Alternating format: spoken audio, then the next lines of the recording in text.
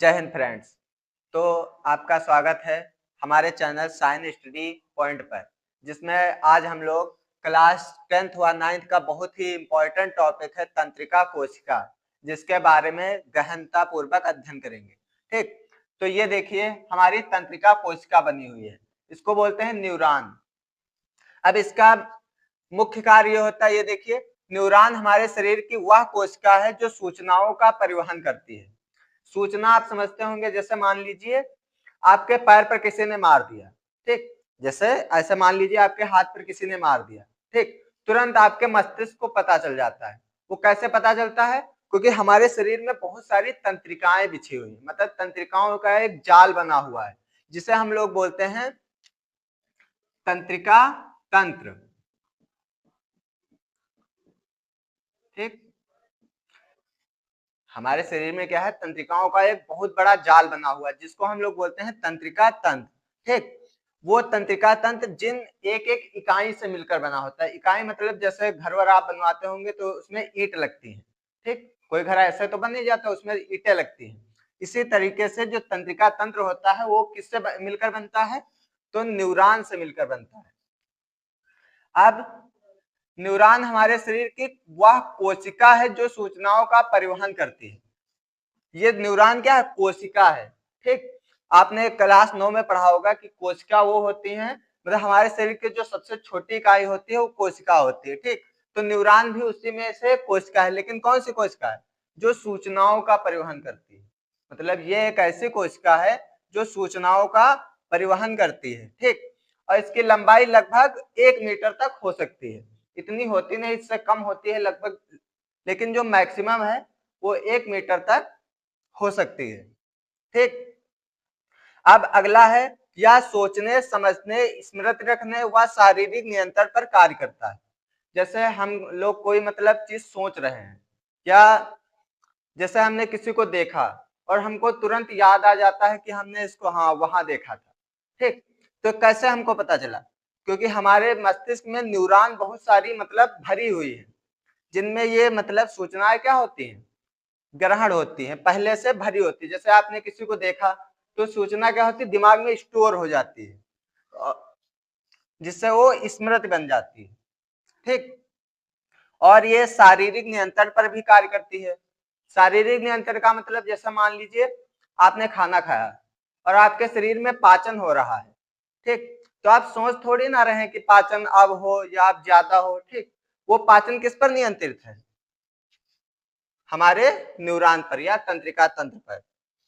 अब देखिए इसका निर्माण, तो इसका निर्माण भ्रूण के एक्टोडर्म में होता है। ये यहाँ पर लिखा हुआ है, इसका निर्माण भ्रूण के एक्टोडर्म में होता है। ये जो भ्रूण का निर्माण होता है तो इसका जो मध्य जनन स्तर होता है, मतलब बीच में जो भ्रूण होता है अपनी दूसरी अवस्था में, तो उसके मध्य एक्टोडर्म में इसका क्या होता है? निर्माण होता है। तो तंत्रिका कोशिका का निर्माण कहाँ होता है? भ्रूण के एक्टोडर्म में होता है। ठीक, अब ये देखिए तंत्रिका कोशिका का फिगर है। अब हम लोग समझते हैं इसमें कहां पर कौन सी चीज प्रेजेंट होती है। तो ये देखिए, ये धागे जैसी संरचना आपको देखने को मिल रही है, तो इसको हम लोग बोलते हैं डेंड्रान। क्या बोलते हैं? डेंड्रान, या कहीं कहीं डेंड्राइट्स लिखा होता है। ठीक, दोनों का मतलब सेम होता है। ये जो डेंड्रान होते हैं ये सूचना को ग्रहण करते हैं। ठीक, यह भी आगे हम आपको लिख के बताएंगे। तो जो डेंड्रान होते हैं सूचना को क्या करते हैं? ग्रहण करते हैं। ठीक, फिर ये सूचना को कहां पर भेजते हैं? तो ये कोशिका द्रव्य में या कोशिकाएं में, इसको बोलते हैं सेल बॉडी। सेल बॉडी या साइटोन। ठीक, इसी को कोशिकाएं भी बोलते हैं। तो सेल बॉडी या साइटोन में तो डेंड्रॉन सूचनाओं को ग्रहण करता है। ठीक, जैसे आपके यहाँ पर किसी ने मारा तो सूचना ग्रहण किसने की? साइटोन ने, और फिर सूचनाओं किसको दे देगा? सेल बॉडी को, सेल बॉडी साइटोन को। ठीक, अब साइटोन में क्या होते हैं? बहुत सारे छोटे छोटे कण उपस्थित होते हैं। ऐसे क्या होते हैं? बहुत सारे कण उपस्थित होते हैं, जिन कणों का नाम होता है निसिल्स। ठीक, ये 9th की बुक जब आप देखेंगे तो उसमें लिखा हुआ है कि जो कोशिका द्रव या सेल बॉडी के अंदर कण होते हैं उसको हम लोग बोलते हैं निसेल्स। ठीक, अब देखिए अगर सेल बॉडी है, सेल है तो इसका केंद्रक भी होगा, तो ये क्या है, केंद्रक है।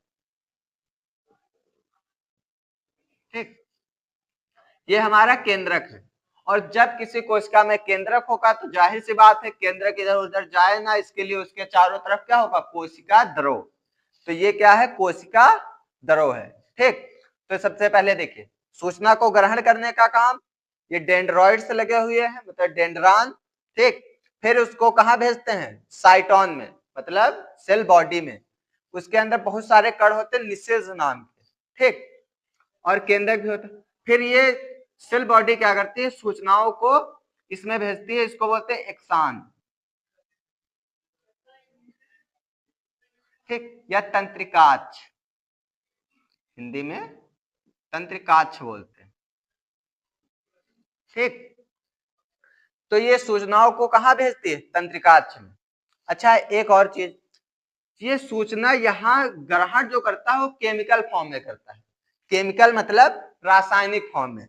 और जब ये इसमें भेजता है तो किस फॉर्म में, इलेक्ट्रो मतलब इलेक्ट्रो फॉर्म में, इलेक्ट्रिक फॉर्म में। ठीक, तो विद्युत के फॉर्म में क्या होती है सूचना, यहाँ पर प्रवाहित होती है विद्युत के फॉर्म में। ठीक, ये अब इसके ऊपर एक कवर चढ़ा होता है, जैसे तार बिजली का घर में आता है तो उसके ऊपर कवर चढ़ा होता है सुरक्षा के लिए, तो सेम इसके बाहर भी क्या होता है, कवर चढ़ा होता है। ये देखिए चढ़ा हुआ है।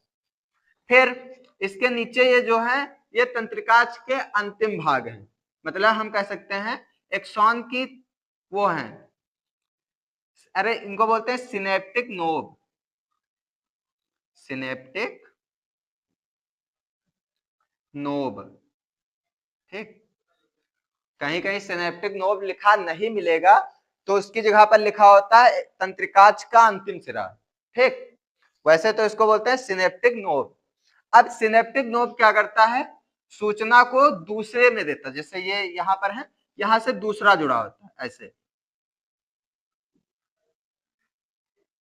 ठीक, ऐसे जुड़ा होगा, ये दूसरा है। तो ये सिनेप्टिक नोब क्या करता है, सूचनाओं को पुनः दूसरी तंत्रिका कोशिका में भेजता है। तो इसमें से दूसरी में या दूसरी से तीसरी में ऐसे होते हुए मस्तिष्क जाएगा, और मस्तिष्क जब उसको मतलब वापस करेगा तो सूचना फिर से वापस जाएगी। ठीक, तो ये सिनेप्टिक नोब के द्वारा दूसरे में ट्रांसफर की जाती है। सिनेप्टिक नोब के बीच में खाली स्थान भी होता है, तो उसमें सोडियम भरा होता है। खाली स्थान में क्या भरा होता है, सोडियम। ठीक, और ये जो तंत्रिका कोशिका है ये हमारे शरीर की अविभाजित कोशिका है। 1 नंबर का क्वेश्चन आता है कि शरीर की ऐसी कौन सी कोशिका है जिसका विभाजन नहीं होता है, तो न्यूरॉन, तंत्रिका कोशिका जिसका विभाजन नहीं होता है। ठीक, ये सबसे ज्यादा कहां पाई जाती है, तो मस्तिष्क में।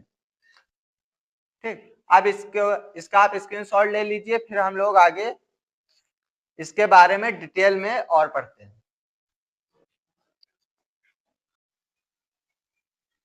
तो अब हम लोग इसके बारे में और पढ़ते हैं। देखिए यहाँ पर हमने लिख दिया है कि जो डेंड्रॉन है या धागे नुमा संरचना होती है। ये देखिए डेंड्रॉन क्या है, धागे निकले हुए, तो इसको हम लोग डेंड्रॉन बोलते हैं, जो उद्दीपन को ग्रहण करती है। ठीक, बहुत बच्चे उद्दीपन नहीं जान पाते हैं, तो उद्दीपन का मतलब होता है जो पर्यावरण में चेंज होता है। पर्यावरण में चेंज का मतलब कोई भी चेंज, जैसे ठंडी, गर्मी, वर्षा, हमारे मतलब शरीर पर किसी ने मारा तो बाहर से चेंज हुआ, तो उसको हम लोग बोलते हैं उद्दीपन। ठीक, उसको ग्रहण करने का काम कौन करता है, डेंड्रॉन। ठीक, फिर साइटोन, यह तंत्रिका कोशिका का मुख्य भाग होता है। ये जो बीच वाला सबसे मेन वाला पार्ट है इसको हम लोग बोलते हैं साइटोन, जिसमें केंद्रक व कोशिका द्रव उपस्थित होते हैं। इसके अंदर क्या क्या होता है, केंद्रक, कोशिका द्रव। ठीक, और छोटे छोटे कण भी उपस्थित होते हैं जिन्हें हम लोग निशिल्स कण कहते हैं। फिर एक्सॉन है, एक्सॉन ये वाली, यह एक तंतु नुमा संरचना होती है। तंतु नुमा का मतलब ये सीधी, जिसके ऊपर माइलिन शीथ का कवर होता है, माइलिन शीथ का कवर होता है। ये जो कवर इसके ऊपर है माइलिन शीथ का कवर है। इसके अंतिम भाग को सिनेप्टिक नोब कहते हैं, जहां से ये दूसरी कोशिका में जुड़ती है उसको हम लोग सिनेप्टिक नोब कहते हैं। तो आज हम लोगों ने तंत्रिका कोशिका को अच्छे से पढ़ा है। अब आप लोग इसका स्क्रीनशॉट ले लीजिए। हम लोग क्लास 10 का कोई अगला अच्छा टॉपिक लेकर अगले दिन उपस्थित होंगे। जय हिंद।